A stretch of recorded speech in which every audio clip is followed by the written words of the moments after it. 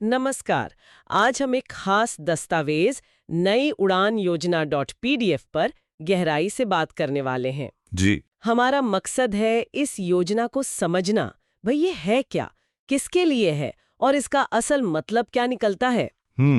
तो दस्तावेज कहता है कि ये योजना अल्पसंख्यक समुदायों के जो युवा हैं उन्हें सिविल सेवाओं की कह सकते हैं मुश्किल राह पर आगे बढ़ने में मदद करने से जुड़ी है। सही कहा। इसका सीधा मकसद है सरकारी नौकरियों में, खासकर सिविल सेवाओं में अल्पसंख्यक समुदायों का प्रतिनिधित्व बेहतर करना। अच्छा।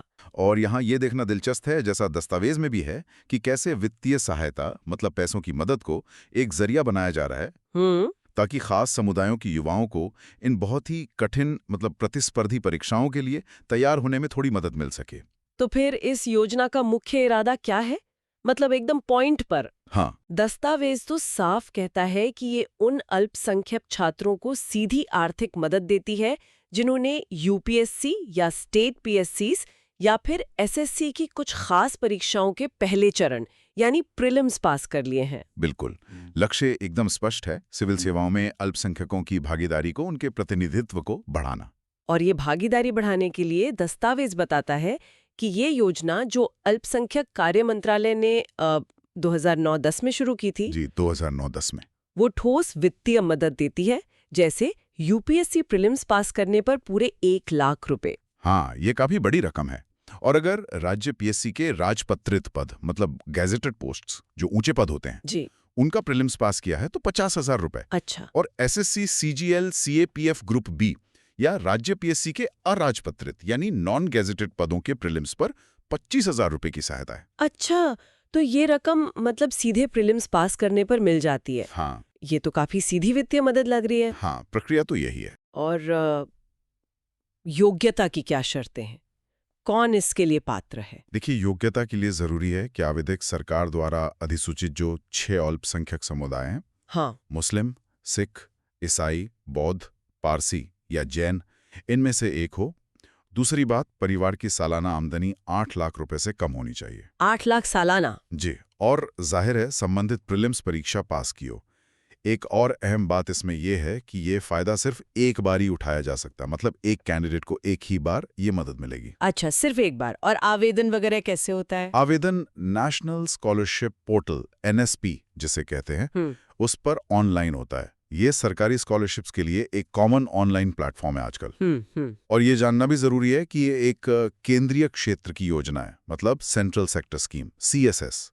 इसका मतलब है कि इसका पूरा खर्च केंद्र सरकार उठाती है, राज्यों का इसमें हिस्सा नहीं होता। ये तो हुई योजना की सीधी सीधी बातें, पर दस्तावेज इसके असर और चुनौतियों के बारे में क्या विश्लेषण देता है? हाँ, विश्लेषण वाले हिस्से में दस्तावेज इशारा करता है कि ये योजना छात्रों को हौसला देती है, मतलब इन कठिन परीक्षाओं की तैयारी जारी रखने के लिए एक तरह का मोटिवेशन है। सही। और साथ ही ये तैयारी से जुड़ा जो आर्थिक बोझ होता है, जो कई परिवारों के लिए सच में एक बड़ी रुकावट हो सकता है, उसे कम करती है। और प्रतिनिधित्व वाले पहलू पर क्या कहता है दस्तावेज? विश्लेषण उस मुद्दे को भी छूता है कि सरकारी नौकरियों में अल्पसंख्यकों का प्रतिनिधित्व कम क्यों है और ये योजना उसे कैसे मतलब एड्रेस करने की कोशिश करती है।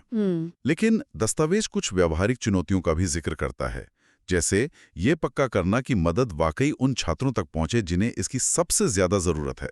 कहीं ऐसा तो नहीं कि जिन्हें पता है वही फायदा उठा रहे हैं। हाँ, ये एक बड़ा सवाल है। बिल्कुल। और दूसरा, क्या लक्षित समुदायों में मतलब इन 6 समुदायों में इस योजना के बारे में काफी जानकारी है भी या नहीं? जागरूकता का स्तर क्या है? सही बात है। तो यहाँ दस्तावेज एक तरह से ये सवाल उठाता है कि जमीनी स्तर पर योजना का कार्यान्वयन, उसका इम्प्लीमेंटेशन कितना असरदार है।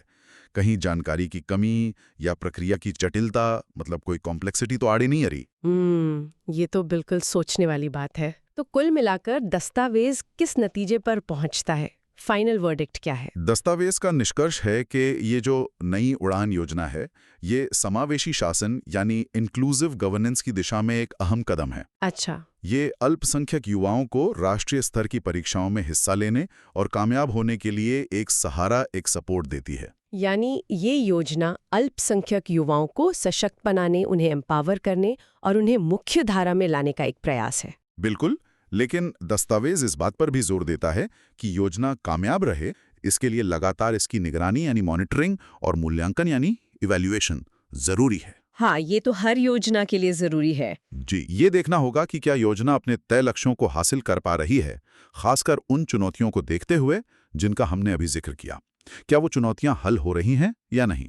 तो अगर हम संक्षेप में कहें तो नई उड़ान योजना अल्पसंख्यक युवाओं को महत्वपूर्ण प्रतियोगी परीक्षाओं के जरिए आगे बढ़ने में मदद करने के लिए एक फोकस्ड मतलब केंद्रित वित्तीय प्रोत्साहन है। हाँ, ये समावेश और सशक्तिकरण की तरफ एक कदम है, लेकिन इसकी असली सफलता, जैसा दस्तावेज भी इशारा करता है, इसके प्रभावी कार्यान्वयन और निरंतर मूल्यांकन पर ही निर्भर करेगी।